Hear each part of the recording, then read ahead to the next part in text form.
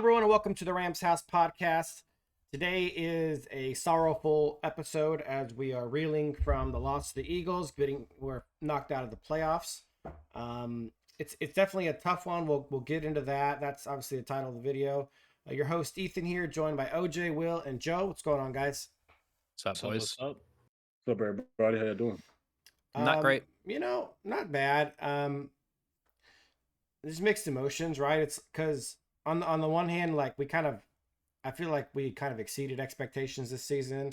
So I'm just proud of the boys. They, especially the defensive guys, the defensive guys in the O line really just like balled out. And because I'm mostly referring to like the young guys like Limmer, Avila, guys like Dotson, obviously veterans, you kind of expect them to do their thing. But, the young guys in the D line, Cam Kinchins, we had a lot of guys who just like played well above and beyond what people were expecting them to do.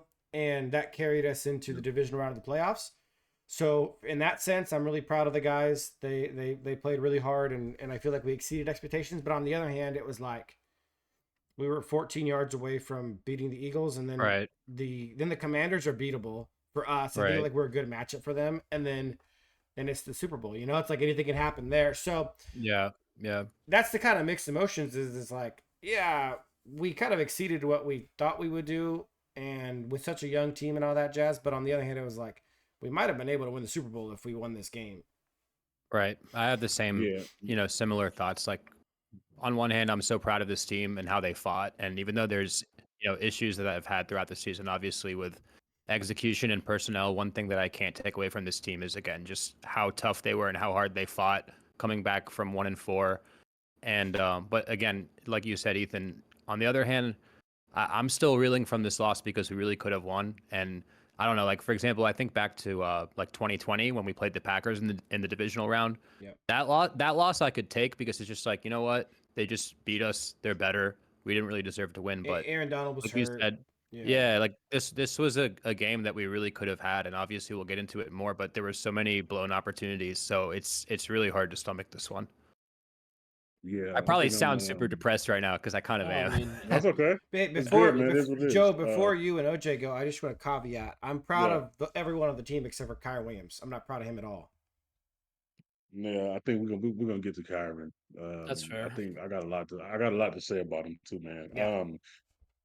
Yeah. And just to say about 2020, Jared Goff was hurt too, so him That's and true. Aaron That's Donald, true. so I guess we could.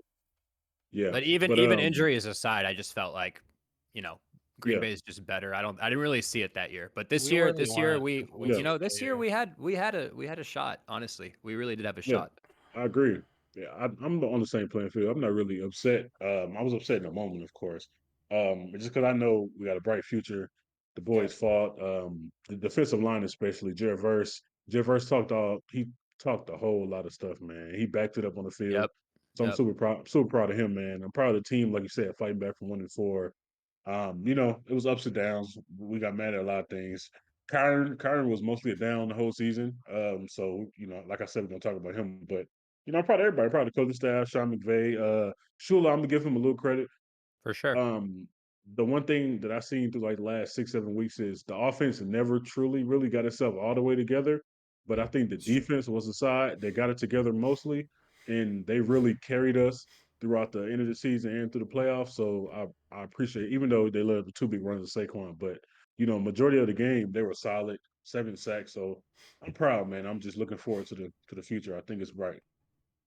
Yeah, I mean, I feel similar as well. Like right after the game, yeah, you feel upset, but then afterwards, I don't know. I mean, I wasn't like mad or anything. I was just annoyed by the opportunities that we missed. But like you said, we have a bright future.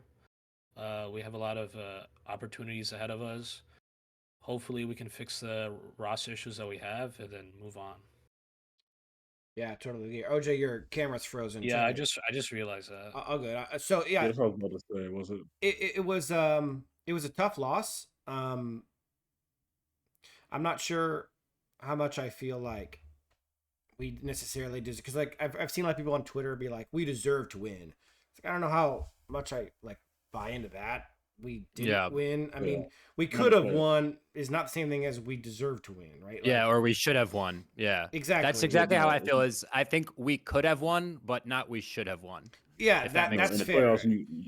Because when you think of like should have, it's like, oh well, a lot of things didn't go away, but in reality, like there was like 4 or 5 passes from Stafford that were dropped that could have been interceptions. You know, like we had the fumble only turned into 3 points, despite the fact that they carried it all the way into the red zone, right? The fumble return. Well, I think they had it in the red zone to start. Yeah. Like from the return. Yeah, exactly. So like there was some opportunities the Eagles missed to really put the screws on us. And Hurts played horribly, like really bad all game. So yeah, I don't know about the deserved win, but could have, maybe even should have, because in reality, you know, it comes down to a couple of missed things. I know I saw on that final play, the Cooper Kupp was not in the final play, the third down play where Jalen Hurts sacked Kupp, where Cooper Kupp comes open before the sack is present, like wide open down the middle, and Stafford didn't throw him the ball, which I think was because Stafford was looking for Puka, who was going to be in the end probably zone. Just being honest, it seemed like he was waiting for Puka's route to develop. Which that was going to be an end zone shot. The sack. Which play was that? The third down play. Okay, yeah. Although I mean, the lineman got in there instantly. Tyler Higbee was coming open too. Tyler Higbee was coming open right as the pressure got there. Kupp got open before the pressure got there, and then Puka was basically one-on-one going to the end zone. So there was options. If you watch the replay, like Kupp was solidly, because Kupp only did like a 3-yard in route, and he was like solidly wide open before the pressure even got close. Yeah. I saw Social Commanders talk about it on Twitter, and I sort of get the point somebody made when they say maybe you know it's the end of the game, some seconds left. Maybe Stafford didn't want to try a tight window throw at that moment, but you know. Yeah, I mean, he had a tight window to Tyler Higbee earlier, so I think that's a throw he probably should have made and could have made. Also, real quick on that pressure, I want to clear up some stuff. Everyone's blaming Limmer for that pressure, and I'm not sure Limmer's to blame. I think Dotson took accountability for it. Okay, yeah, because it looks like Limmer is properly handing off because Carter's kind of stunting outside. Yeah. And Dotson took accountability. Okay, good. So that's good because on Twitter after the game, everyone was blaming Limmer, and I was like, no, that was on Dotson. I'm almost positive. So I'm glad. Actually, we don't always get that cleared up, during or ever. So a lot of those kinds of mishaps. So that's and you know, one more thing to add to just like the could have won discourse is if it wasn't snowing, man. Like I really think if it wasn't, you know, such a snowy, wintry game, I think we, you know, that obviously that would have favored. I mean, we said it before the game, that would have favored us a lot. So that's also just annoying that it had to be played in those conditions. I mean, no excuses, but it was a huge factor.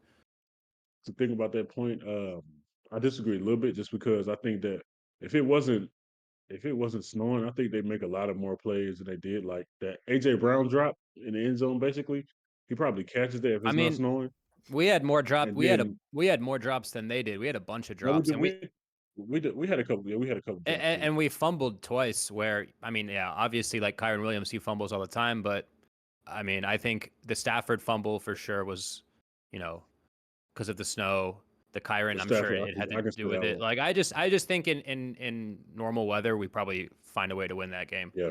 But that's just me. Yeah, I mean, you know, you could reasonable minds could disagree, but. Yeah, I get that. And actually, we're gonna talk about it later. But Kyren came out and told us the reason why he fumbled that ball, and it's so crazy when you hear it. But we'll talk about it later because me and Ethan talked about it off stream, and it's pretty wild. Yeah, it was really disappointing. You guys just want to hop into it? Yeah, let's go for it. Yeah. All right, so. We kind of already discussed the recap. Let's talk about the offensive takeaways. I mean, I hate to say it, but it kind of boils down to the turnovers. Right. Yeah. No, exactly. I saw a tweet from, I want to say it was Cam Da Silva that said the Rams were 8-0 when they won the turnover battle. And then we were 3-8, I think, when we didn't win the turnover battle. Yep. Yeah. 3-8. Yep. So yeah, 3-8. That's So crazy. that, taking care of the football, especially in the playoffs, is paramount. And I mean, to be real, the Eagles were super safe with the ball. Like I don't think there was ever a single play where like it was even close to being a turnover for them, was it? Mm-hmm. Well, they The fumbled. Jalen Hurts fumble. They fumbled Yeah, once or Jalen Hurts twice fumbled and one time. immediately got on it. Yeah, But yeah. it wasn't. Yeah, It wasn't. Yeah, there wasn't. It wasn't really. I mean, I guess depends how you look at that. But yeah, Sure. it wasn't. I think we might have dropped a pick too in the end zone. I'm trying to think. It might have been Akello or someone. Someone dropped a pick in the corner of the end zone. Okay.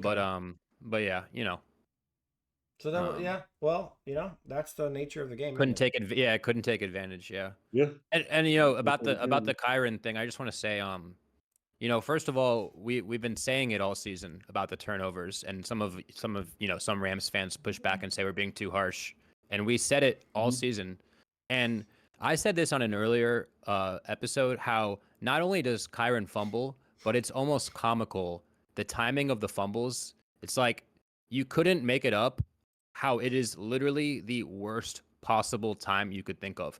And I'm sitting there, I didn't pick the Eagles to win. Sorry. I didn't pick the Rams to win this game. I didn't think we were going to win the game. But the one moment where I was like, "Oh my god, we might pull this off," was the safety. When we got the safety, yeah, it was a and game changer. now it's a 1-point game and we're getting the ball back. And for the first time in the game, I'm like, "Oh my god, we can win this, man. We're getting the ball back, defense is playing well, momentum finally starting to believe," and then Kyren fumbles. Like you can't make it up. The timing of it it couldn't be worse, and it's absolutely backbreaking, and it's worse than just the 3 points that they get. It's about momentum, and it was just a killer. It was just a killer, and you just can't you can't have that. You can't do that. I want to show real quick this tweet that actually we made from our Twitter account, and because people have been kind of clapping back about Kyren's fumble problem, like it's not that bad, comparing him to players who played 40 years ago. As though that's somehow relevant. The reality is he leads the NFL in fumbles over the last 2 seasons. And we kind of discussed this in our Discord, talking about how, you got guys like Christian McCaffrey, because people talk about Kyren like he's a top 5 back. You got guys like Christian McCaffrey who have like 8 fumbles in their entire career. Derrick Henry's first 6 seasons, he only had like 7 or 8 fumbles. Saquon only has 8 for his career, which he's in year 6 or 7. I mean, the reality is the top tier backs aren't. I think Joe Mixon in 8 seasons has like 6. Top tier backs aren't fumbling at this rate. He is, and the crazy thing about this is he's only played 31 games in this sample in these last 2 seasons. Because remember, he missed the first 4 games of last season. Yeah. So he's leading the NFL in fumbles, and he's not even played full time. So. Right. To be honest, like if Saquon had a fumbling problem, if Jahmyr Gibbs had a fumbling problem, if Derrick Henry had a fumbling problem, to me, I know it sounds kind of weird, but I really wouldn't even care that much, bro. It's because those guys are elite when they run the ball. So if I got to take something, I'll take the fumble. With Kyren, he's not elite running the ball, and he fumbles at the same time. So it just makes it 10 times worse than it already is, man. And it's a big issue, bro. And like, I don't know. I don't know, man. Hopefully we get another running back and we can, upgrade this offseason. But yeah, man, it was just bad, bro. I honestly couldn't agree more. It's the same way. Like, why do we complain about Daniel Jones throwing 15 interceptions as opposed to Josh Allen, right? Because Daniel Jones scored the ball 20 times, Josh Allen scored the ball 50 times. I mean, like, there has to be a trade-off. You can't, okay. Kyren gets lots of fumbles, but he's not getting you a lot of yards per carry. He's not getting explosive plays. Lots of touchdowns. He's getting a lot of touchdowns. Yeah, lots of touchdowns. But that's all he's given us. When you're talking about efficiency, we're talking about, and lately, and this is a trend that you guys have probably noticed as well. But remember, 6-7 games ago, we were like, oh well, at least Kyren's good in short yardage. How good has he been lately in 3rd and short and 4th and short? He's been getting stuff left and right. Yeah. So like his yards per carry is not good. His short yardage situational stuff, except for at the goal line, has been bad. I mean, it's just like you got to have a high level of redemptive qualities about you if you're going to be making mistakes all the time. Yeah. And I'm just gonna say it again because I don't even care. I'm doubling down on it. Is it's fine if you not fine, but all right if you fumble when it's 37-20, or we're up 10, Yep. or even if when we're down, we're down 14 or something. Obviously, that still sucks, but he's lost us games single-handedly by the timing of his fumbles, like 3 times this season. Bears game, Packers game, this game. That's crazy. The first Eagles game. The first Eagles Oh, game. and yeah. You know what's you could crazy? You could argue 4. You're totally right on that. It's almost like somebody has their finger on a button, goes like, the worst possible situation for a fumble is now. Boom. And one more thing, I saw this stat that said, so Kyren, I think he had like over 300 carries this season, and he only had 2 runs of over 20 yards. That's like mind-blowing. I'll actually to carry the ball that much and get that little explosives. I'll actually double up on that, because he ended up having 350 touches. Now, I don't think he had any catches that were higher than 20 yards. I don't think so either. He definitely didn't. So you're talking about a guy he had a 26. He had 1 catch over against the Seahawks. So he had 3 total plays over 20 yards, and in the entire season, that's insane. 350 touches. That's pretty awful. That's insane, man. I mean, just being realistic, that's unacceptable in this NFL era. It's unacceptable, and we're not asking for a home run every other play. We're asking, honestly, you to make the O-line look as good as they are. The O-line, you know what I was thinking about? Yeah. I mentioned this in the Discord, is our O-line was opening up holes just as big or bigger than the one Saquon was getting. Yeah. Think about that. Yeah. Bro, on the play he fumbled, it was a big hole. It was a huge hole. I took a screenshot and I was like, no one could ever guess that this ends up being a fumble. Yeah, man, it's crazy. What was the reason that he gave for fumbling? Because you mentioned it before. You know what? Here you go. I said something on it.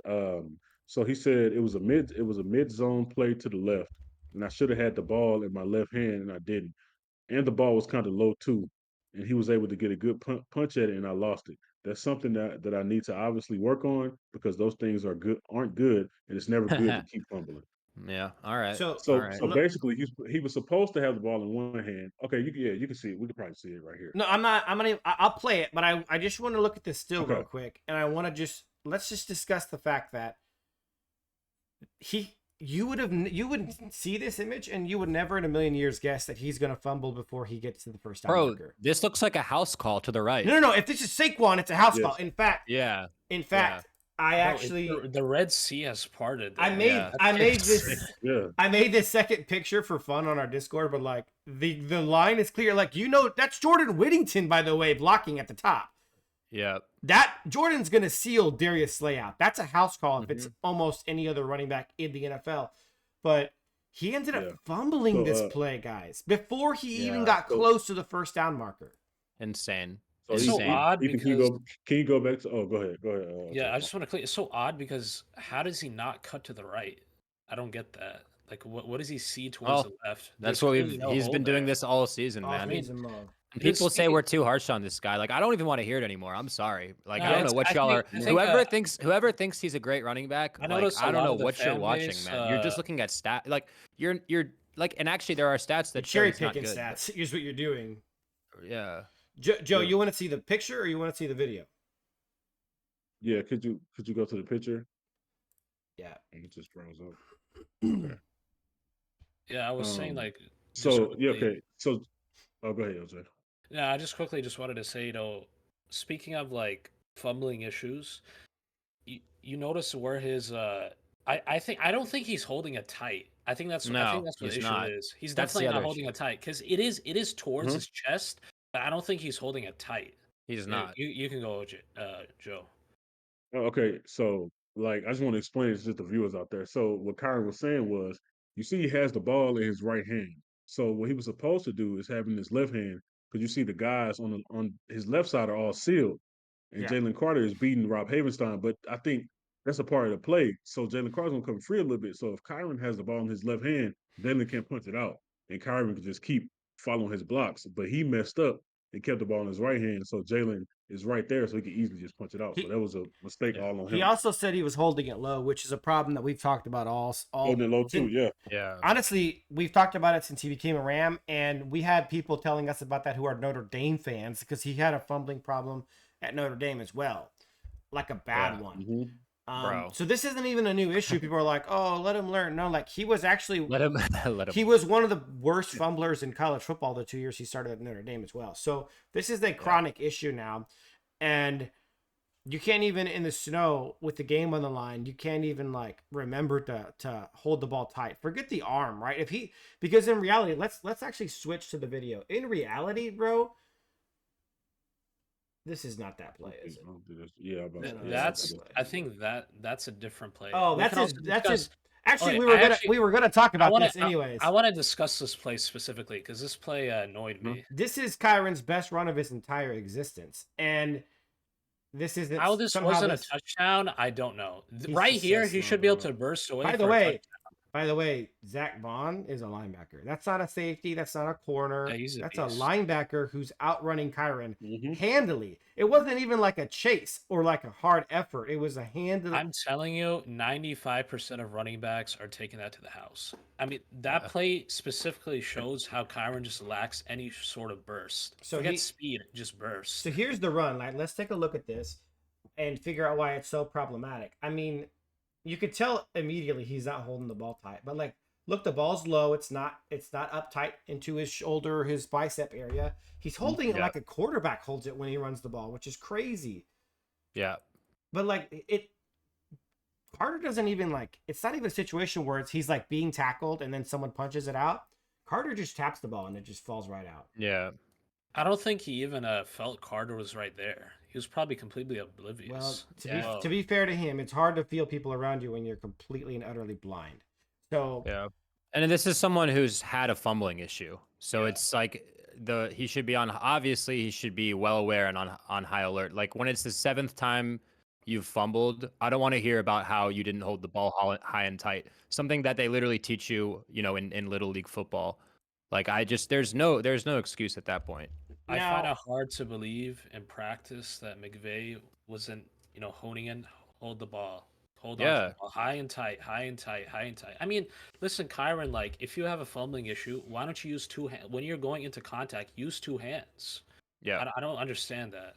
Is that? No, it's just there's no explanation for it. There's no excuse for it. There's no excuse. There's no explanation. I mean, it's just he kind of killed our season, man. Can we be real about? Can we be real about this facet too? Is that Kyren has 9 fumbles in the last 2 seasons, but realistically, how many times has he fumbled where we recovered and they didn't call it a fumble? But if it was reviewed, like the Minnesota fumble, you guys saw the replay of that.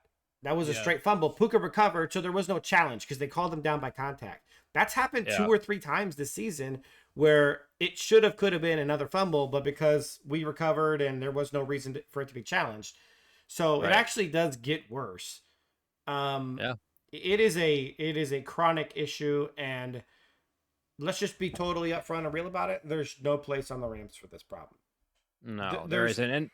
We're not the Arizona Cardinals. We're not the Carolina Panthers. We're a team that's building something special. We're building a dynasty, and we need to have really high standards. And Kyren doesn't fit those standards, whether it's his inability to make adjustments in his vision and his ability to pick the direction based on where it's open, to the fumbling problem, to his lack of speed. You guys, I would like to talk about the lack of speed thing, because you remember this offseason, Kyren said he was already slow as crap last year. And remember, he said he put on like 10 or 15 pounds this offseason.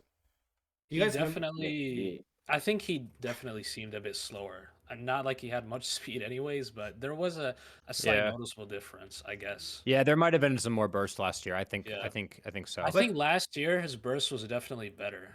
Yep. I'll say that. And that probably helped, with his yards per carry average, because this year his yards per carry was literally a yard less. Like one complete yard less. And that's pretty bad. Yeah.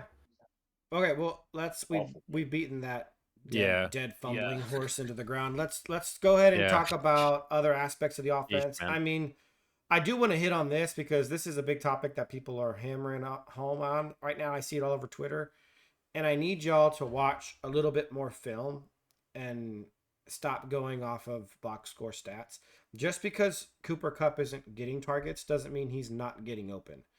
And I know one of the things that's been going around Twitter is separation stats. Most of the separation stats are based off of when you get targets. So if you're not getting targets while you're open, your separation stats are actually going to be damaged. In fact, we discussed it before, but one of the things that's happening to Cooper Kupp is he's becoming a bailout option. And so often a lot of his targets are when he's actually being draped by someone. And that happened in the first play, the first target he had in the game on Sunday against the Eagles, where it was kind of like Stafford had been out of options. He saw Puka wasn't open, Tyler Higbee wasn't open, so he threw it to Kupp. Kupp was well covered by Slay. Slay jumps the route, picks it off, and then Kupp knocks it out of his hands. Yeah. So, like, that's the times when Kupp, and what we saw against Minnesota, Kupp had a crazy catch. He was pretty well covered. And then he's had some great contested catches. That's like all we've seen from game him. And Minnesota. Yeah, it's all we've seen from him lately because that's all he's getting. But during the Minnesota game, Peyton and Eli Manning were pointing out multiple times him being open and not getting looks. And then this game was the same thing.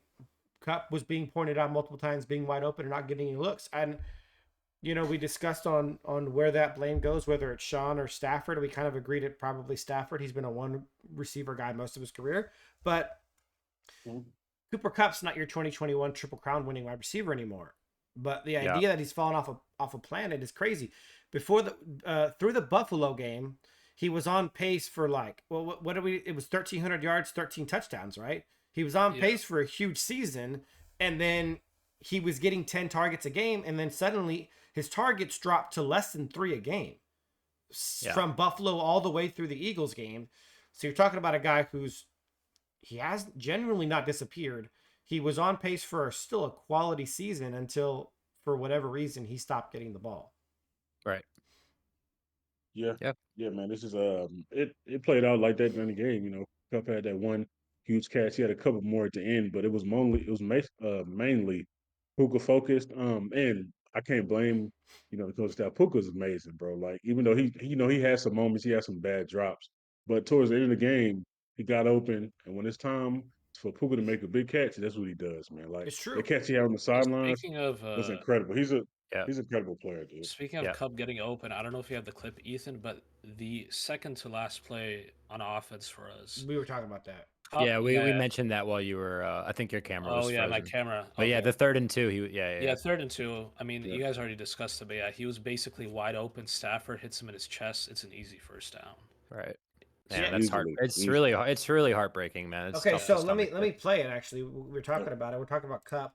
Sosa posted it here, so because you see Stafford, he's looking at him the entire time. He's looking this direction, and I mean, at this point right here, Cooper Kupp is wide open, and Stafford has a strong arm. I know there's a linebacker here by the past the sticks, but Kupp is open here. Like, this is a pass that should have been thrown. The oddity about that, Stafford, like 90% of the time, is going to throw that. I mean, unless it's Cooper Kupp.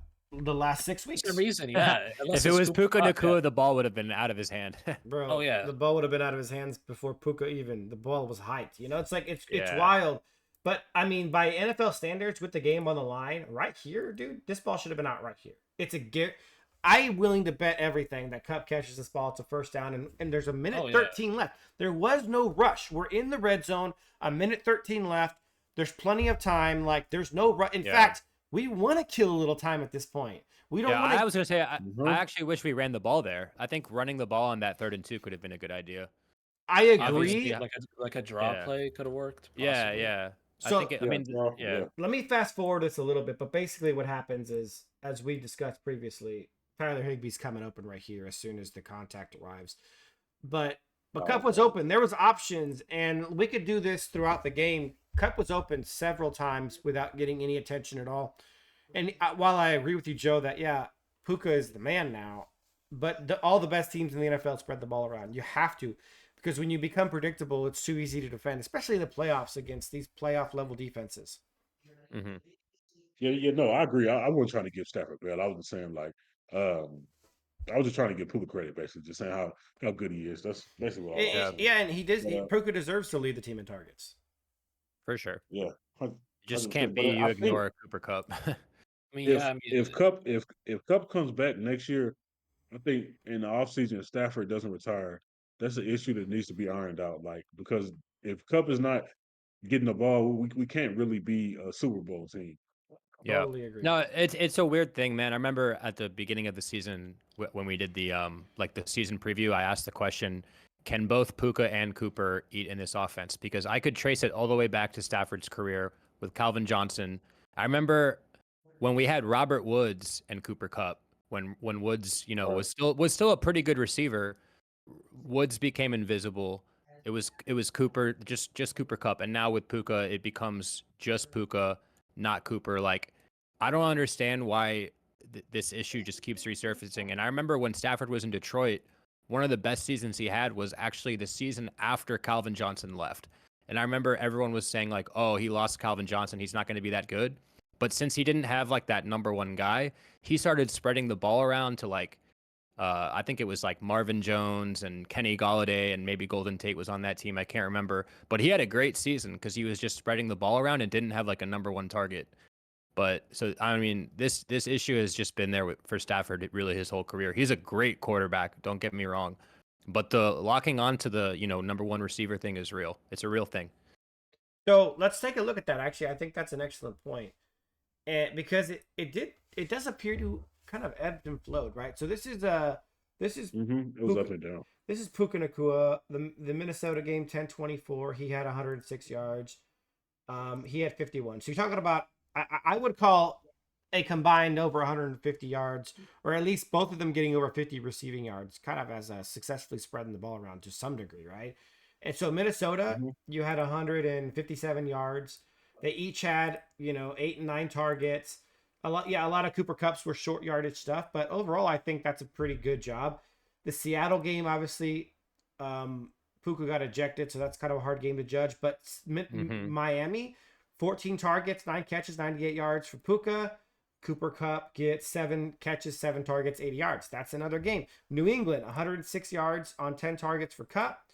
Puka puts up 123 on 9 targets. So another good game. Yeah. The Eagles game, 117 yards on 13 targets, 60 yards on 11 targets. So you're talking about like a stretch there where it was when they both came back from injury, where it was kind of fire. In fact, I'd be willing to bet that Puka probably has another good game against Seattle if he doesn't get ejected in the first quarter. Yeah, I'm gonna be honest. That Philly game is kind of I would put that in the not get target category because that touchdown we got was in garbage time, and that's true. Puka got a majority of his targets. That's true. So, Kupps, there was a lot of targets for both of them in the fourth quarter when it was garbage time. So I'll give you that. And then Buffalo, obviously 92 for Cooper Kupp, and then 162 for a while it was consistent, and then it just fell off a cliff. It was the Buffalo game. I mean, look at these targets: 3 targets, 3 targets, 3 targets, 1 target, 7 targets. That's crazy. And these 7 targets were same as Philadelphia. They were almost all on those final 2 drives. I want to say he only had 2 targets until the final 2 drives. So I don't know. Stafford wasn't consistently able to do this. It was half and half this season for no reason that's really explainable at all to me. I know people want to say that he's not getting open, but we've watched the film. He's getting open.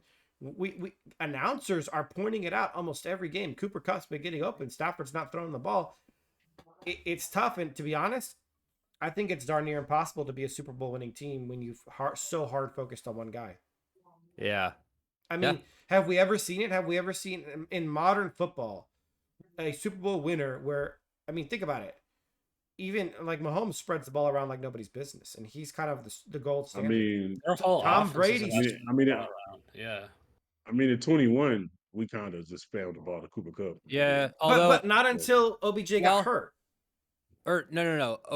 Well, OBJ was actually helping our offense a lot when he came in, and in the playoffs he played a pretty big role. But then in the Super Bowl he got hurt. What's the issue? So then, what's the issue then? Like, if he was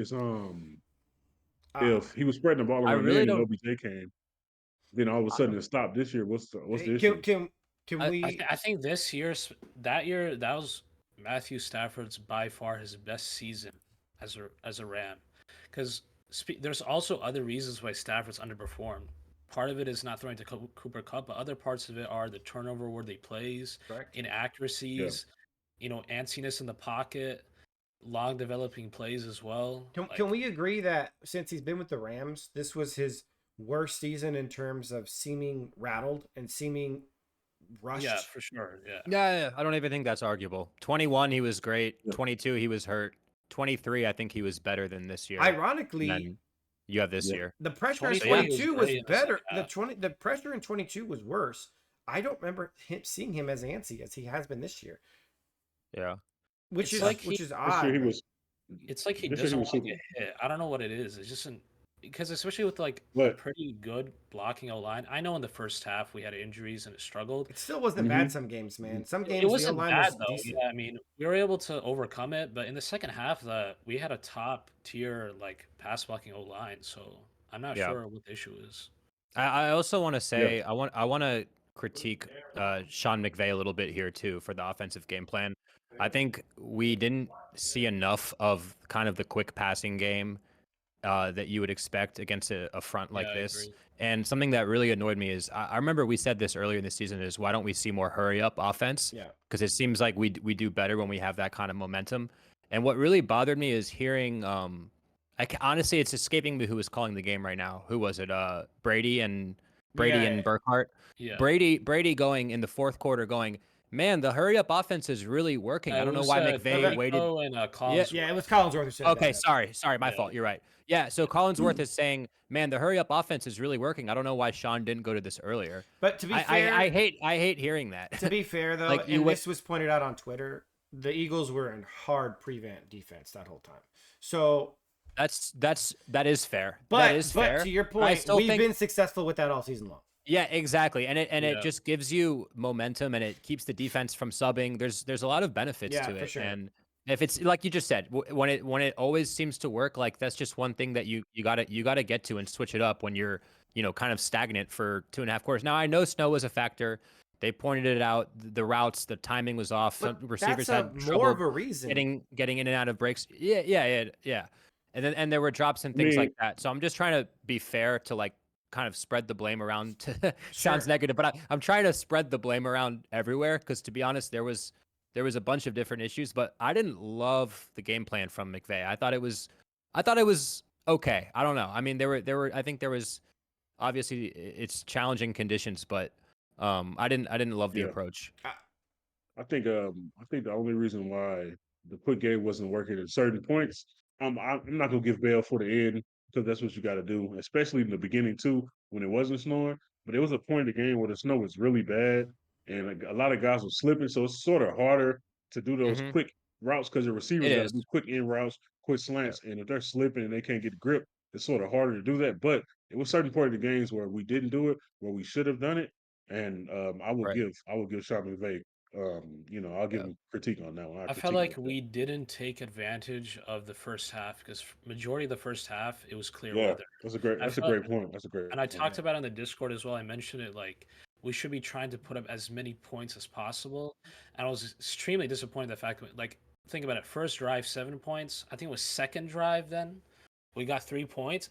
It's honestly funny. Like when we go into like the season review, pretty much all the games where our offense struggled, it was a very similar pattern. Either we started off fast and then we like tapered off, or like we start off slow and then we picked it up to end the game. Total lack of consistency.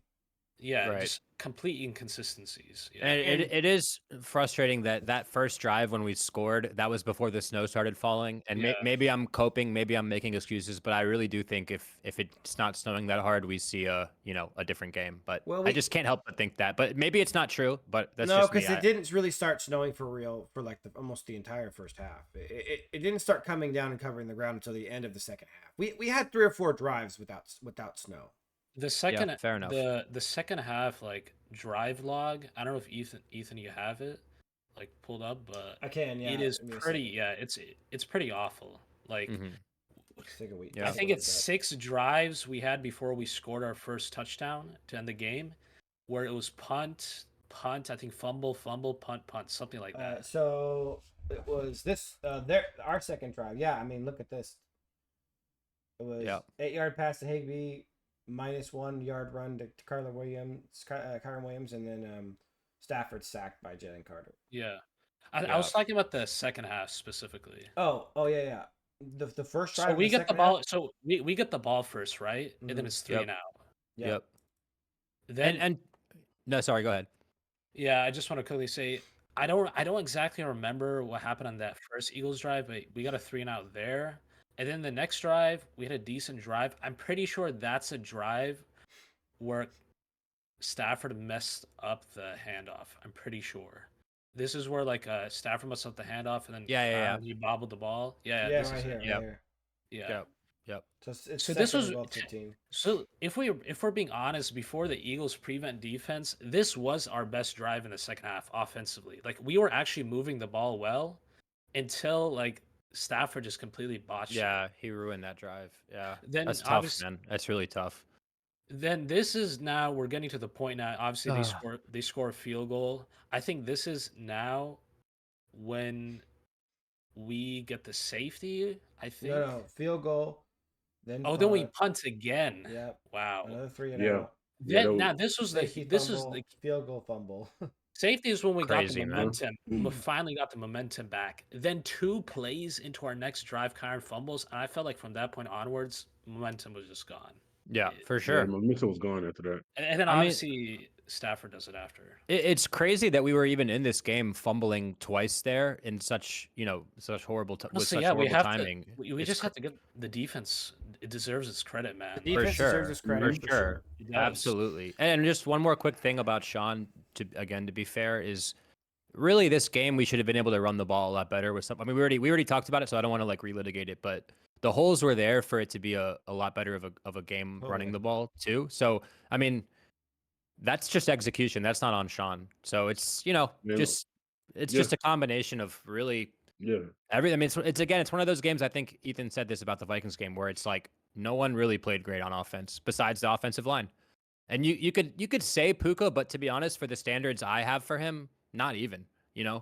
I'm not saying he played bad, but like he had one great catch. He had some drops. He had a 40-yard catch. Yeah, and then besides that, I mean, so it's no one really played great besides the O-line.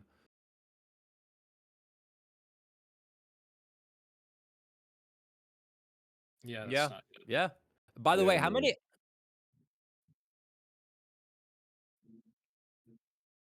That is ironic. How many sacks did we let up? Oh, sorry, guys. I was muted for a second there, but we were just talking about Puka getting only 6 out of 14 targets. Yeah. How many sacks did we let up? 3? It was 3 or 4, I think. Yeah, 5 sacks. 5. Oh, okay. That's actually more than that's a little more than I thought. Okay. All right.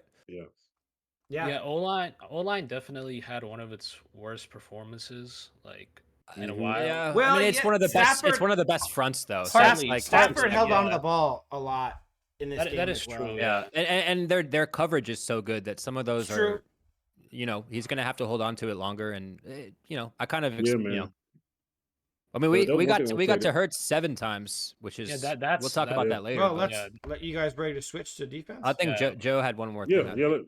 Oh no, I was gonna say I was gonna give credit to the Eagles. Their secondary is really good, man. I seen some. There was some balls that we usually complete that Cooper DeJean, Darius Slade got right in front of super fast, man. So their secondary is way better. I knew it was great, but it was way better than that, to be honest. For sure. Yeah. All right. Let's take a look at the defensive side of the ball. This is the place where we get to feel some real pride and acknowledge how actually good our defense was. Our team in general. This is where we kind of dominated. Let's take a look at the defensive stats. First of all, Omar Speights had a solid game. He had a sack, and he was really one of the only guys who was actually playing really well against the run. Didn't he force the fumble? Was it Omar who forced the fumble? Yes. On Hurts. It was Omar. Yeah, it was Omar. It was Omar. Kobe and Jared each had sacks, and Jared had 2, and then they each had a tackle for loss besides that. Cam Curl had a really nice tackle for loss. It was like a 3 or 4 yard loss on a run play. Verse also had 4 run stops as well. Yeah, I mean, Fisk had the sack. Gallimore had the sack. Yeah, Fisk coming out hurt. Yeah, we still Fisk did and great North on the D yeah. line, but that hurts. Have we got an obviously. update on how injured he actually ended up being? I I'm didn't not see it. sure. Honestly, it was something with his right. It was something with his right knee. Yeah, I figured. To be honest, I figured that might be somewhat serious because there's very few unserious injuries that take you out of a game to your knee. Your knee's basically your PCL, your MCL, and your ACL. So he probably tore something. They don't usually take you out unless there's certain something's actually wrong, because it's not like your ankle where you could sprain it or something like. Right. Yeah. And he wouldn't come out because he's a badass. Yeah. I think there was a legitimate. Nails. Yeah, he tried working out on the bike. I remember he was like standing on the sideline for a while, but then they told him to like. I guess I'm hopeful that the issue was something small like an MCL or a PCL tear, not a full ACL. Yeah, or like a sprain or something. Yeah, but yeah, I pray it wasn't ACL. Because if it's like an ACL tear, then he's gonna miss some significant time. In 2025. Right. Yeah, some. I mean, I think what the ACLs are now 6 months, so he'll be back in time for training camp in July. I think it depends on the series. Yeah, of course. Yeah. The grade of the tear. Yep. So I actually thought our secondary was okay. I know. The secondary play fine. They play fine. It's easy to like discount it a little bit because Hurts looked awful. Right. And they really didn't pass. They really didn't pass much. They only had 20 they attempts. They didn't test our secondary much. Not at all. And I thought again, Cam Kinchins and Cam Curl were kind of the bright spots of the secondary. It seems like every week we're saying that now. They both made some decent plays. I definitely want to upgrade at corner. No one's gonna. Well, absolutely. No one's gonna convince me that we should be going into next season with the same corners. I've seen that going around Twitter. It's just like, no, thank you. Yeah. Darius Williams, man, I like him, but he's not a cornerback one. He's also like pretty sure he's like 33 years old. He's not a young guy, so we need he might end up being more of a depth piece, to be honest. Yeah, I would keep him maybe. I'm cool with it. I'm cool. CB3, CB4. I'm cool. Yeah, I was gonna say I'm cool with him at cornerback 2. Honestly, maybe I'm higher on him than you are. I think cornerback 2, that's okay, but he can't be a cornerback 1. Yeah, and Kobe's best spot obviously is playing the nickel slot corner spot. Yeah, Kobe's the only starter at corner that I would keep. Yeah, he's a good slot corner, man. Yeah, for sure. Yeah, he's a good slot corner. Besides that, we got to see a little bit more of Gallimore. What's his first name? Hey, Melvin? man, I kind of Neville. I kind of want to keep him. Neville. Yeah, I kind of want to keep Neville, man. He played well, man. I want to see if we have him under contract past this year. And no, he's a free agent. Okay. I do like him. I also like that Kier Thomas guy. Was that his name? Kier Thomas? That guy sucks. Kier Thomas played well. You don't like him? Okay. No, he's fine. But he's the guy who lined up off sides and cost us that game, remember? I mean, he's a rotational piece. He's a practice. He cost us that Seahawks game. Remember when he lined up off sides? Okay, but that's fair, and that's like a mental miscue. But as far as playing, playing the position, I think he's a decent rotational player. Yeah. Maybe it's because I'm just so low on Bobby Brown, honestly. But anyway, the point is we have some guys. Tyler Davis is a rookie though. Right. So he still has 3 more years on his contract. Gallimore's a free agent. So Ethan, as the chief Bobby Brown hater, do you think, because I agree with you, I like Tyler Davis, I like Gallimore, do you still think we should draft a nose tackle early? Or would you kind of go in? So you would go in with those guys and then maybe take one late and see if they pop. I'll tell you why I don't draft one and I don't stay with these guys. I mean, if I'm running the team and we're gonna have so you free agency. Yeah, I'll tell you why. Nose tackles are so cheap. They're like 5. You can get an elite nose tackle like top 5 in double teams in the NFL for $5 or $6 million a season. Isn't Greg Gaines a free agent? Why don't we just bring No. You know who I want? Bad? You said Greg Gaines? Yeah. I like Greg Gaines. I think DJ Reader. I think DJ Reader's a free agent. No, he's not. He has another season. He signed a 2-year contract with Detroit. Okay. You know who I want bad is Jerron. No, not DJ Reader. Gerard Reed. Is that who you're thinking of? Jaron Reed? I think it's Jaron. Is it Jaron Reed? No, he's the. He might have been. Let me double check and see. He's the guy in Seattle, right? Yeah. Yeah, I know what you're talking about. He had a pretty good season. I think it's Jerron Reed. I'm not sure, but I know what you're talking about. Yeah. No, here. So this is him right here, Jerron Reed. Jarran Reed. I was talking about BJ Hill. BJ Hill is the free agent now. BJ Hill's BJ also Hill. Jarran, the reason I want Jarran Reed so bad is because number one, he was second, I think, in double teams this season from the D line. So you're like, we don't need anything else. We have our fearsome foursome. All I need from the nose tackle spot is to eat up blocks. Up the ring. So he's second in that, and he's one of Seattle's best defensive linemen. So I would love to take him from Seattle. So it's kind of a double whammy there. You're muted. He's a free agent. Muted, Will.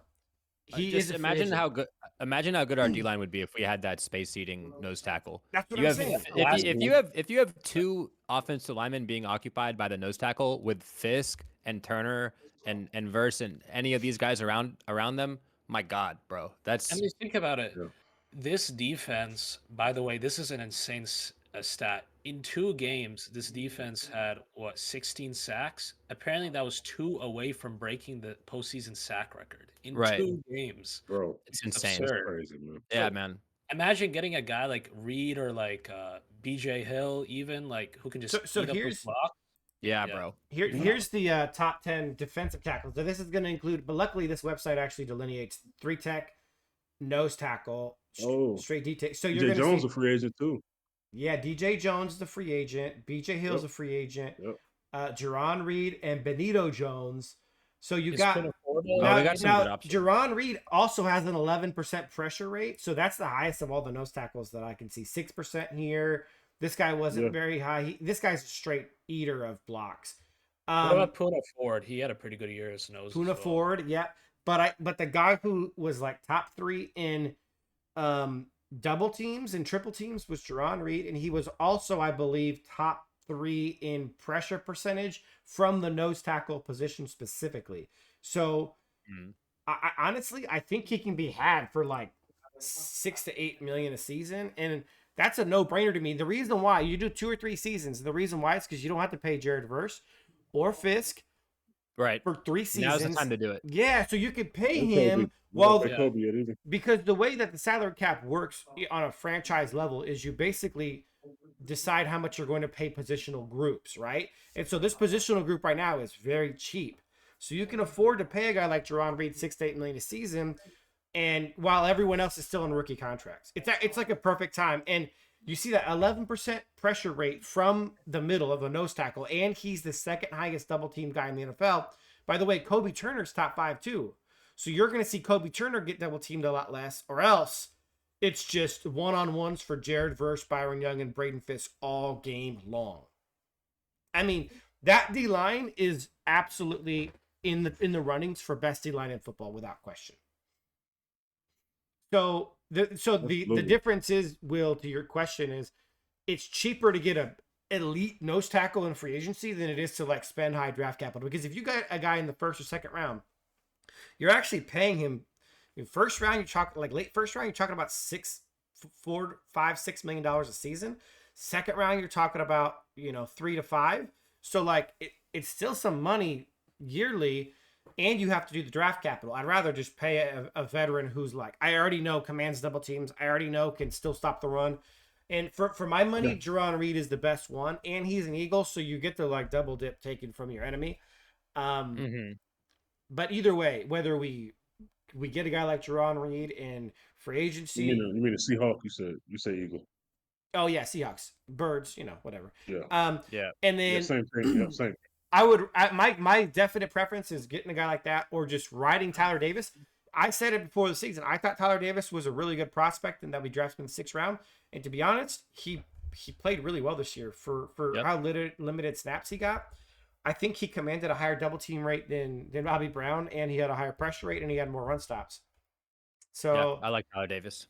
Yeah, I'm not mad if we come into the season with Tyler Davis, but if we decide we want to go all in on having the best D-line in the NFL, give me Jarran Reed or BJ Hill or somebody like that, and we'll rock. Yep. Makes sense.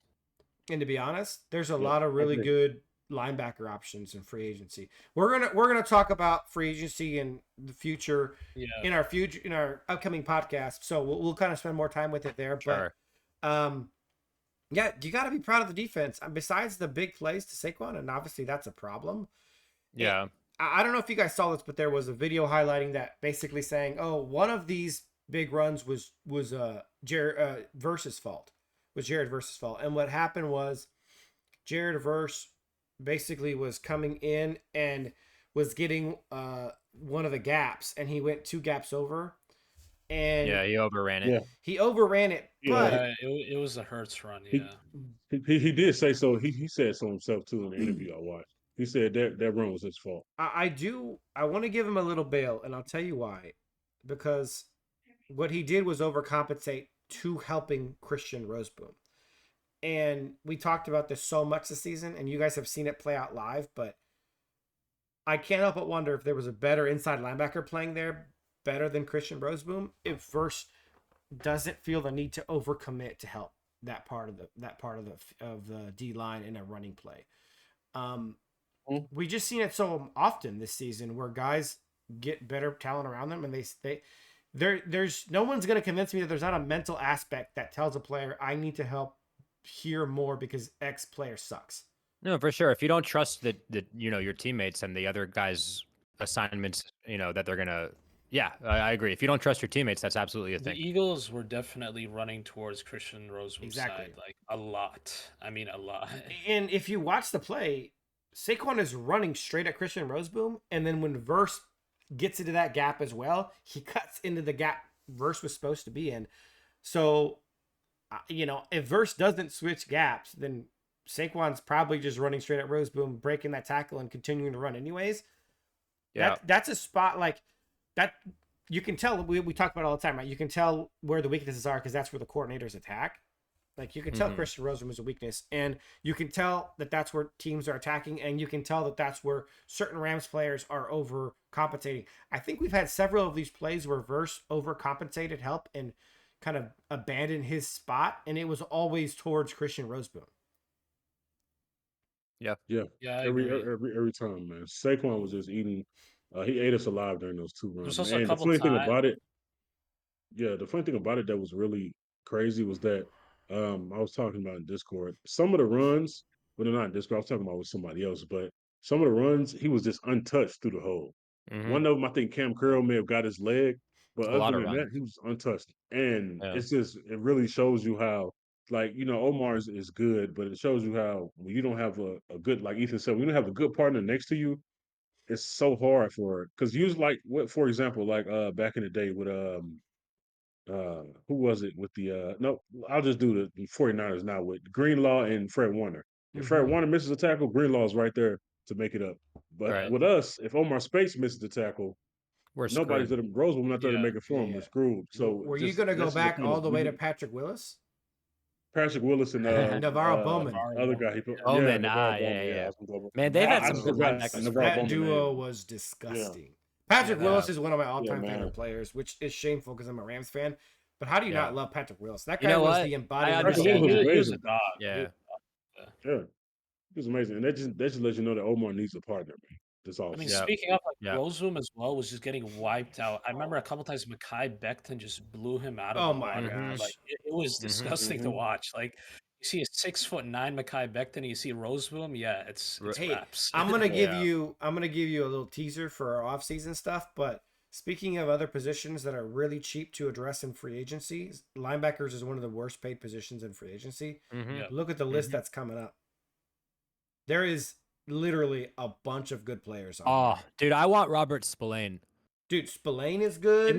Give me Spillane. Robert Spillane is an option. He's an animal, bro. Zach Bond is a superstar. We talked about him last week in the preview. But you got guys like you can steal him from the Eagles. Levante David, Bobby Wagner, Nick Bolton, Dre Greenlaw. Oh my God, Nick Bolton. I want a Nick. Bolton. He'll probably get re-signed though. No, but you know what? Teams are in financial struggles. They're gonna have to let some talent go. We'll go over it when we. We'll go over it. But hey, we could. That might be the place to go in free agency, just because it's cheap and easy. These linebackers, most of them are getting signed for less than $8 million a season. No, I like that in the sense that because you're right, those positions don't go for a lot. Versus if we want a free agency, a corner in free agency or like a left tackle in free agency, that's going to cost a ton. But anyway, we'll talk about that more later. But for just like broad strokes. I think we were talking about it in the Discord before we started recording, but it was kind of a weird day from the run defense in the standpoint that I actually thought they did a really good job for most of the day, except for like, obviously we had like the 3 explosives. Yeah. But meaning it wasn't a day where Saquon just rattled off like 12-yard run, 12-yard run, 12-yard run over and over and kind of just killed us all day. It was like we did a really good job for the most part, and then he just cracked through like 3 times, which to be honest, 3 times is kind of a lot. Well, one of them was Hurts, but yeah, 3 explosive runs is honestly a lot. But like, you know what? It's Saquon Barkley. Like you guys said, he wasn't touched for like the first 8 yards on some of those runs. Mhm. And so overall, like I can't sit here and say I'm too upset with the defense. Obviously the 7 sacks is amazing, especially against that O-line. And one more thing that I liked about what they did was they did a really good job containing Jalen Hurts. And besides that one run, which I know I keep saying that, but like, I mean, guys, it's gonna happen. Like these guys that's what they do. I mean, holding, one play here or there is gonna happen. But I think even before Jalen Hurts got hurt, we did a good job containing him and not letting him scramble around. So overall, I was like pretty, like you guys said, pretty happy, pretty proud of this defense. Yeah, man, I was too, brother. I was proud of everybody, especially Jared, man. Him going in an environment where everybody was booing him, all the controversy. Even though the controversy was weird, just because I don't understand why people got mad. Everybody been saying for years that they hate Philly fans, so I don't know why. Yeah. Or they're surprised I mean, that that's somebody nothing don't like them. crazy, to be honest with you. Multiple players. I'm pretty sure players have said that before as well. Multiple. Yeah. Even Philly players have said like they don't like the Philly fans. Joel Embiid, Yeah, the everyone 76ers says that. said he doesn't like the Philly fans. So it's a little. But Jared, he embraced it and got out there and had a heck of a game, man. It was. I'm proud of the guys. Fist, yeah, and Fist looked good before he got hurt. Yeah. Everyone. I mean, like you guys said, secondary looked solid, although it wasn't tested. And yeah, like I know they scored 28 points, but part of that was the offense putting our defense in bad situations with turnovers and not moving the ball. So overall, I thought it was. I'll take what the defense did for sure. I would say this as well. I think just quickly, I just want to say I think Verse secured the defensive rookie of the year with that performance. Yeah, they're not supposed to look at the playoffs, but I think naturally you kind of let it like linger in your head. It's hard not to think about it. And I agree with you. The votes are already in for that stuff, guys. Yeah. The votes. That was my bad. I just realized that. I always forget that. I still think he's gonna win it though. Yeah, the votes are submitted before the first round of the playoffs. Well, there are 3 major ones. Doesn't always seem there's a PFWA one, the SNY one, and then obviously the AP one, which is the main one. He already won the PFW one. He's probably won the SNY one. Like I think he's got it in the wraps. The main one is the Associated Press, the AP one. Yeah, the Associated Press. He's heavily favored to win it. So I actually kind of a last takeaway for the defense for me is when you talk about how well they played. This is the amount of first downs the Eagles have had on offense for the whole season, and we actually tied for the least first downs all season.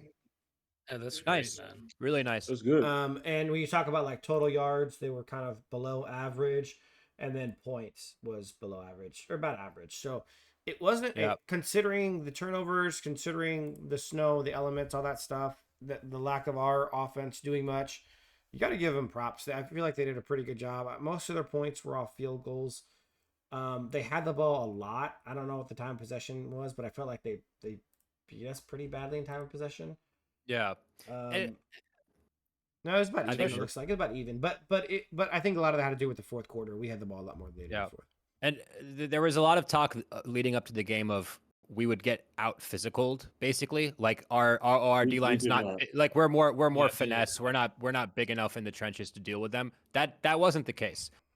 Some of those runs, those long runs, it was because of bad angles and things like that. But we were just speaking of physicality, we were absolutely up to the task. By the way, like we actually kind of manhandled them up front. That's true on both sides of the ball.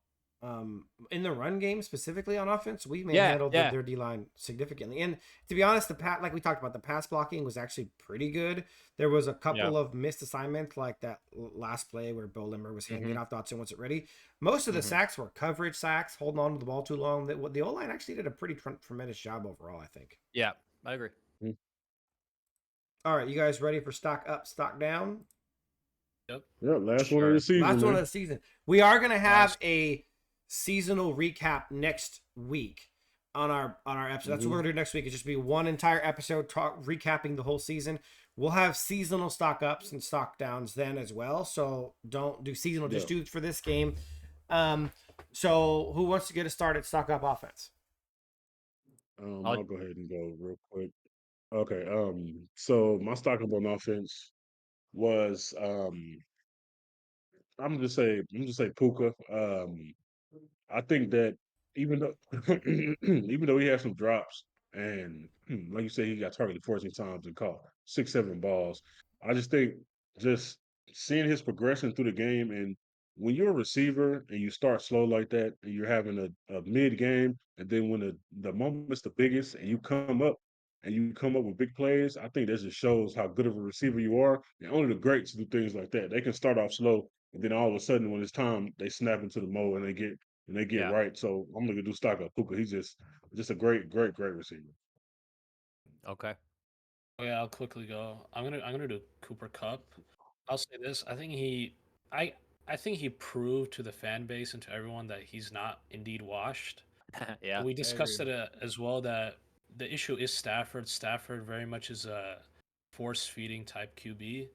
And yeah, I mean, if Cup, obviously, I felt like he would have had like a great game if he got targets earlier. I mean, he was open consistently as well. I mean, Stafford just didn't throw him the ball, as simple as that.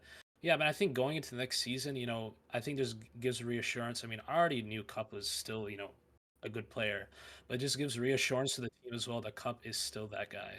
Mm-hmm. Okay. Yeah, that makes sense. I'm gonna do a kind of a weird one, but I mean, it's a hard week to pick. But I'm not even trying to be cute. Like, this is my actual answer is Blake Corum for me. And it's basically saying my stock is now all in Blake Corum and it's entirely out of Kyren. Thanks for the, the contributions. Let's part ways. Maybe get a draft pick. I don't know. Maybe trade him. But all off Kyren, all on Corum. Think he has a chance to be a really good running back. I really wish he didn't get hurt, man. I think he could have contributed a lot in this game. I mean, he played in Michigan, bro. That snow wouldn't have bothered him. I agree. I really wish he didn't get hurt. And I think he has a bright future, and I think he could be our future back. So Blake Corum. My stock up is Kyren Williams. Nah, just kidding. Yeah. I didn't even. You didn't even. Like Joe didn't even flinch. Joe didn't even blink. Yeah. Yeah, I know that wasn't. No, seriously though, my stock up is the O line. And the reason is because this was a game where everyone said, "Oh, well, how physical that D line is, that front seven of the Eagles, the Rams are going to get manhandled." And I genuinely thought they were excellent. Like, considering the matchup, it could have been a lot. I mean, look, Kyren, as bad of a player as he is, he averaged 5.6 yards a carry, guys.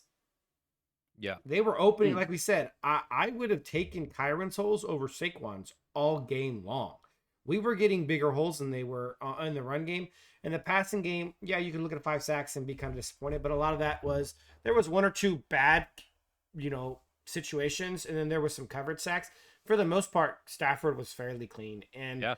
I mean, there was only, I think it was, let me double check. There was 6 QB hits in a game where he dropped back 44 times. Mm-hmm. That against one of the best front sevens in the NFL. Yeah. Props out to them. We have 2 really good young players in Avila and Limmer. And I saw some people like questioning whether, Limmer should lose his job next season. I thought that was insane. That's insane. That's actually called being prisoner of the moment. That's what it is. My God. And we found out now and been confirmed that it was Dotson's fault. So no, Limmer's actually a stud, and he's only going to be getting better. So whether it, you want to talk about Wendell or the whole line, like they rose up for my money, they rose to the occasion. We were that was the thing going into the game all week. All the people who picked against the Rams to lose and picked the Eagles said the Rams are simply going to be getting out physical in the trenches, and they really weren't on either side of the ball. So for that reason, stock up offensive line. Yep. All right, stock up defense. My stock up on defense. I wasn't going to Jared Verse, but my stock is I already put everything into that stock, so it's already too high. I'm gonna go with Kobe Turner. I haven't gave him many stock ups this year, but I just want to appreciate how good Kobe Turner is, how much of a leader he is, how much he walks the walk and he talks the talk. He says he was made as sort of like the leader. Once AD left, he was sort of groomed to become the leader of this defensive line. And I think he's done that. He's played very well. In the Eagles game, he played great. I think he had a couple sacks or maybe one sack and a tackle for loss, but he had a really good game, man. And shout out Kobe. I'm gonna go stock on Yep. Kobe Turner. One of the most underrated players in the whole league for sure. Without a Yeah, doubt. super underrated. He should have been all pro, but yeah. Yep. Yeah. Yeah, I mean, I'll go. I mean, I had Verse. My reasoning for Verse is I think he cemented himself. I mean, he's already a great player, but I think he cemented himself as a top tier edge rusher in this league. I'm talking with guys like Myles Garrett, T.J. Watt, Nick Bosa, that tier. He's with those guys. I think it's fair to say that he's top 10 edge rusher right now. Yeah, for sure. That's no doubt. I mean, technically speaking, he's probably closer to 5 than 10, but including absolutely playoffs, top he 10. leads. 5's harder than you think. Yeah, I mean, there's a lot of amazing edge rushers. There's a lot of good edges I'll in just this league. T.J. Watt. If I had to do a number, he's like 7. He probably like 7 for That's me. If he T.J. Watt, Aiden Hutchinson, Myles Garrett, there's and Bosa, Nick Bosa. There's a lot of good edges, guys. Max Crosby. Max Crosby. Yeah, edge is a tough position, but he's definitely top 7, top 8, I think. Yeah, I mean, including the playoffs, right he leads the league in pressures. So I mean, that's as a rookie, we have to put that into perspective as well. So. Yeah, he's gonna be double-digit sacks next season for sure. Yeah, I agree. On Verse too, like I love how he's kind of an a-hole, and it's something that McVay actually mentioned earlier in the season that he compared him to Jalen Ramsey because of his personality, and he was kind of saying you need someone on the defense like that. That's kind of, mean, nasty, and can back it up. And it's something that we hadn't had in a couple seasons. And I love that he brings that. Like, he actually, at first you're kind of like, oh, you don't want to chirp Philly fans. Like, why make it harder on yourself? But he feeds off of that. So, yeah, I love Verse, man. Excellent. We had, there we go. We had a couple cameras feed, but I think they're back now. Freeze, they're back now. Okay, so did you go your stock up defense? I didn't. I normally don't like to kind of stock up the things that are already, high and everyone knows it's a high stock. But my answer really is the pass rush. It's because the stock really is even higher. And I think obviously I knew it was a good pass rush, but this was the game where it really cemented 7 sacks against that O-line is crazy. And I think in some of the other performances, you could kind of explain it away 9 sacks against Minnesota, but their O-line is horrible and Sam Darnold's holding the ball too long and whatever. You can rationalize it and explain it, but this game, 7 sacks against that O-line, this pass rush is unbelievable. So that's my stock up. That's fair. My stock up is going to be. I'm torn. I'm gonna give a split stock up for this game, and it's just Cam Kinchens and Omar Speights. And I don't know. It's not too in depth, not too crazy. It's just a matter of seeing we got a 6th-round pick and undrafted, or no, a 3rd or 4th round pick in Kinchens and an undrafted free agent Omar Speights, and just especially considering how Kinchens really struggled earlier in the season, and you get to a huge game against arguably one of the best teams in the NFL, one of the most talented teams in the NFL, and you got to see if that kind of moment is too big for them. And I thought they both played pretty well. I mean, you can't ask for MVP quality play from guys drafted that low in their first season in the playoffs against a team like the Eagles, but they didn't shrink from the moment at all. I thought they were really good. And then I want to give a small, consolation prize shout out to Braden Fisk. His absence was absolutely felt. Mm-hmm. I've heard some criticisms about him in the run game and I think that's nonsense. I think he's been excellent in the run game. And it definitely felt a little different once he was out. Yeah. I continually missed his presence on the D-line. So that just goes to show you how important he is and how he should get more snaps next season. Yeah. Sure. Cool. All right. Stock down. Who wants to lead us off? I'm gonna go probably down offense. Offense, right? Yeah, Yeah, offense. Yep. Yeah. offense. So in the beginning of the season and mostly last year, I was a Kyron guy. I felt like he had what it took. He had some games where he showed me he had it. This year it sort of changed after probably like week 7, week 8, or something like that. Um, to where I noticed that, man, he just every game he would get yards, but it just never was what we needed. It was he couldn't turn the 10-yard game into a 20-yard game, or Mm-hmm. a Mm-hmm. 5-yard play into a touchdown, a 30-yard play. Like Yeah. Saquon could take what it looked like it might be 5 yards, he takes it 70 yards. Like, I know that's a big thing to ask for, but that's what all pro running backs should be tasked of doing. Mm-hmm. That should be their standard.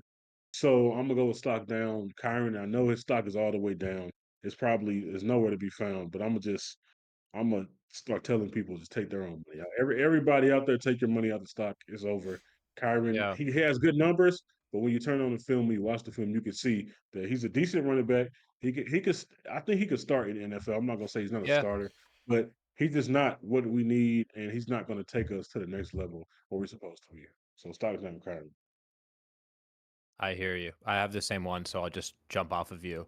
And yeah, I mean, I don't want to beat a dead horse, but if this is my answer, then I have to give my answer, right? So my answer is Yeah. Kyron Williams is my stock down. There's this kind of cliche that people say like, oh, football games are never lost on one play. I kind of disagree with that. I think you look at that play when he fumbled. Again, we talked about the momentum, the timing of that moment. We had just gotten to safety, gotten the ball back, and there's a huge hole. We showed this the screen still. The difference between winning and losing that game is, if you hit that hole and cut it right where Whittington has the seal and it's a huge play there, it is an Mhm. entirely different football game. And I really think that was the turning point in the game. He's had a fumbling issue all year. Even the big run that he had, this is almost funny to me. Like, it was a really it was a really good run, the one that Ethan played earlier. But you guys notice how, again, he gets to the second level and he just runs directly, Yeah. makes a beeline for the safety. Like, yes, good run, and he ran him over, to his credit. But all season long, when he's gotten to the second level, instead of making the defenders in the second level miss like all the elite running backs do, he just runs right at them. So it's kind of funny how that great run he had the first time that it actually, like, yeah, he ran him over, but it's still not. I don't like the process. Like, you're supposed to be trying to make guys miss, and I think the stock down actually makes sense because at first it's kind of like, oh, well, we're just kind of saying he's not as good as the average Rams fan thinks, or the all pro status would have you think. And now it's like, I don't want him back in horns anymore, man. I'm done. So that's Absolutely, my stock down. absolutely. OJ.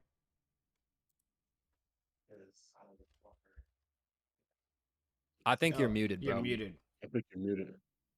Yeah, There you go. I was gonna go Kyron, but you already covered it.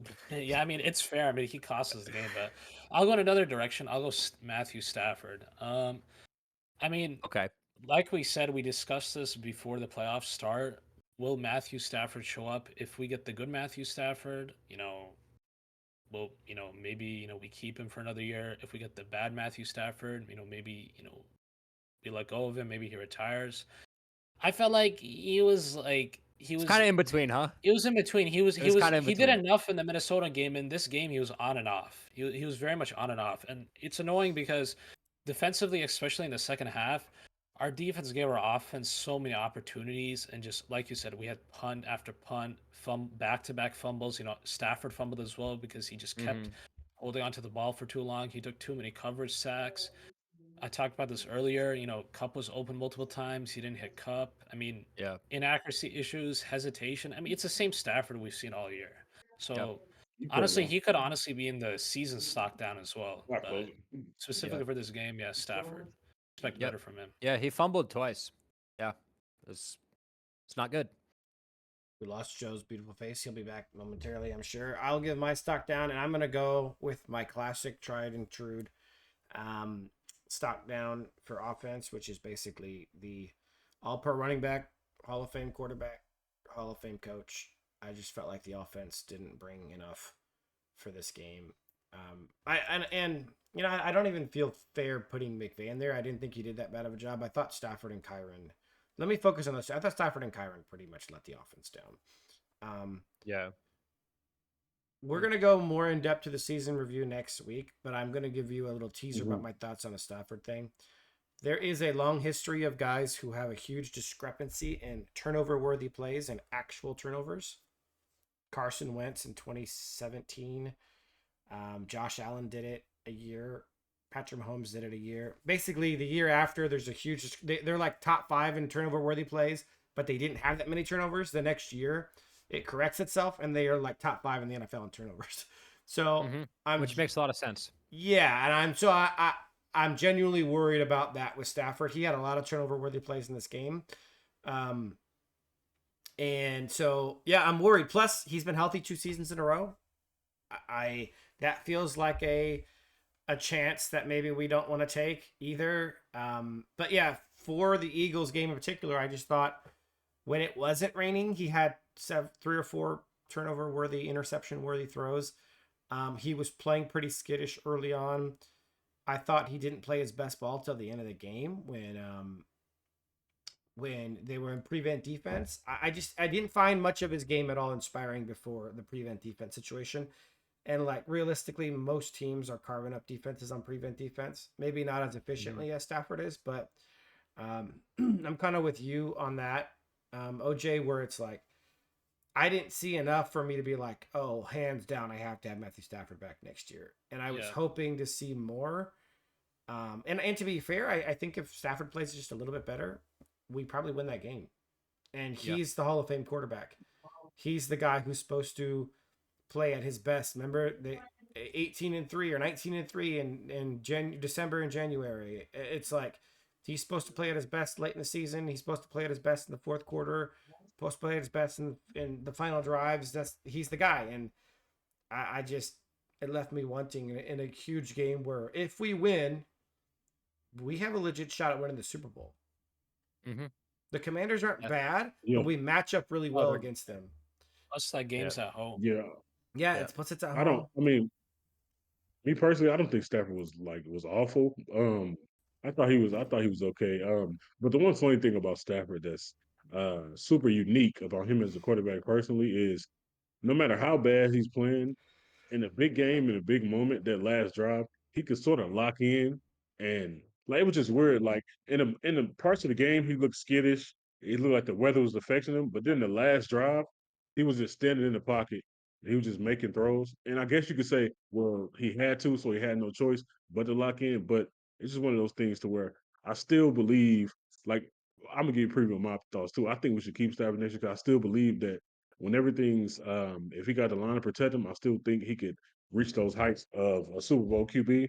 But like you said, it was ups and downs of the game. I thought he was okay, but I understand what y'all saying though. Yeah, I'll quickly chime in on Stafford because I'm with you, Joe. I think probably maybe me and you are a little higher on, maybe even a lot higher on Stafford, but I do want him back. But I will say, because I always try to be as fair as possible, is I don't think he's the reason we lost either game. But if you look at both games, I don't think he's the reason we won the Minnesota game. And he should have, if you're a Hall of Fame coach, if you're a Hall of Fame quarterback in this game, playing like okay, honestly, in my opinion, is not good enough. Like you have to be the reason we win that game. All week long, people were saying the one advantage we have over that team is our quarterback versus their quarterback. And I feel like he didn't elevate us. Like he might not have. Yeah. Again, he might not be the reason we lost, but if you're Matthew Stafford, you're a Hall of Fame quarterback, you have to be the reason we win. And I don't think he gave us that. So I will critique him somewhat there, and to be fair. And it is disappointing. So all right. Stock down defense now. I'm not giving one. You're not giving one? All right. No, I think I was so proud of them, what they did that game. I feel like that would be disrespecting if I gave somebody a stock down. So I'm gonna just not give one. Okay, that makes sense. I mean, honestly, I'm kind of with Joe because the only one I can think of is Christian Roseboom, and I've already stocked him down too many times. So I'll pass too. Yeah, No. You know what? He doesn't even matter to me. I'm gonna stock down. Yeah, I'm gonna stock down a few players, and I'll tell you why. Because Twitter chatter, I'm the guy who sets things straight. When people are I've seen people on Twitter try to convince me and others that Christian Roseboom should be re-signed to be the starting inside linebacker next year. And I've had people and Michael Hoyt too, and Michael Hoyt, Pro Bowl level and guy. Ahkello Witherspoon. I've had people try to convince me that those three guys deserve to be starters next year. Witherspoon is the only one that I can even like understand an argument for it. It's not that I agree. If he was depth, I'd be cool. But no. But they should be signed to be starters next season. That's what the argument is. That's awful. Yeah, that's just Roseboom and Michael Hoyt. They should be coaching. I mean, for Witherspoon, it would have to be like the same type of deal that we already gave him, like a really cheap short-term deal. Roseboom, last 6 weeks has been exposed. Yeah, as a coverage guy, he's been getting shredded. Yeah. And we go a little crazy on Witherspoon, but like he's allowed a passer rating of 96 this season. He allowed over 400 yards, and I think he probably improved some near the end of the season, and maybe man coverage fits him better. Yeah. I would be okay with having him on the roster for like not a lot of money, but Roseboom, it's like I wouldn't even take him for free. I wouldn't take him for free. No. Or Michael Hoyt. I don't want to play some arena football in China. That's where you go. You know what? Yeah, like I just said, I would take them. I would take them on the coaching staff though. Michael Hoyt would be a good he'll be a good assistant D-line coach or something like that. He's a very spirited guy. I'll be honest with you. I don't want any of them near our team. They can go. You know what part an argument for that too is like for Hoyt, for example. We always say, like my buddy said to me, if Hoyt was being used like Morgan Fox was, it wouldn't be bad at all, like as a rotational defensive end, D tackle. It's because Morgan Fox was a lot better, by the way. Morgan Fox was actually pretty good. But Morgan Fox is only playing 25-30% of the snaps. So if that's where Hoyt was, it wouldn't be that bad. But the issue is like I think Pastors and Demoff and Les Snead, they need to have an intervention here. Sean McVay is like addicted to trash players, and they have to remove the addiction out of the equation. Sean will start Michael Hoyt as long as Michael Hoyt is on the Rams. So let him go. Yeah. So the temptation is no longer there. You got to remove the temptation. Yeah, because he likes the look in his eye. I think I talked about this before, but McVay, it's like he shifted to the opposite spectrum after the whole Gurley situation, where, being fair to a player, but also if a player needs to be let go of, you let go of that player. I feel like he felt bad, and also the Goff situation as well. He felt bad about it, and now he's just being too nice. To players that are like overly nurturing the players. Yeah, he's overly nurturing players who are just pretty awful. And you saw that with Kyron too. Kyron would fumble, and then you see him like going out of his way to make sure that Kyron getting starting snaps, even more snaps. The point of the season's in Puka than Cup, and while Whittington just sits on the bench, doing nothing. Right. Hey man, we can hate on. Hey, I won't lie. I know this is gonna sound bellish, but not even bellish, but crazy.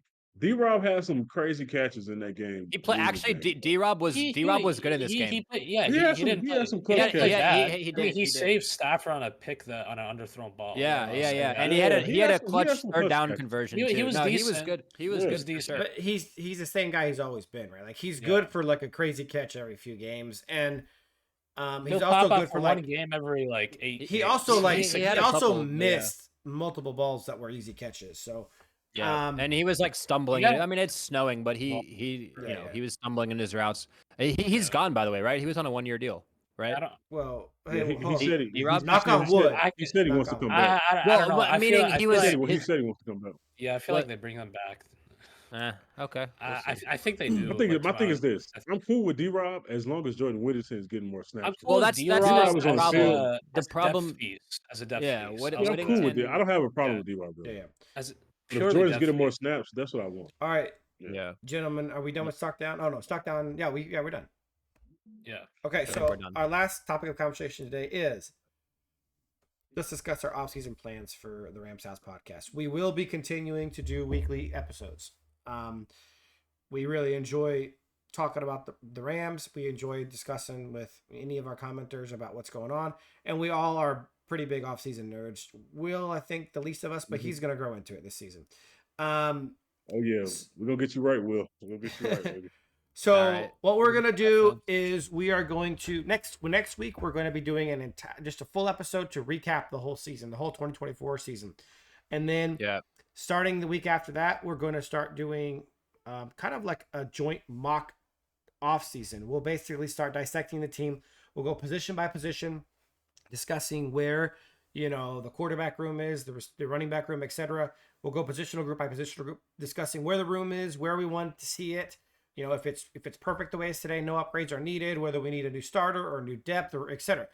We're going to examine all of our exiting players. We're going to, and then we'll obviously go in depth to identifying our needs and figuring out what free agents are available, what trade options there might be, and of course, what draft prospects there will be. We will also be getting into some draft prospect film, so we'll be specifically highlighted on our needs. So if we need a corner, we'll be watching a lot of corner tape. If we need a left tackle, we'll be watching left tackle tape, stuff like that.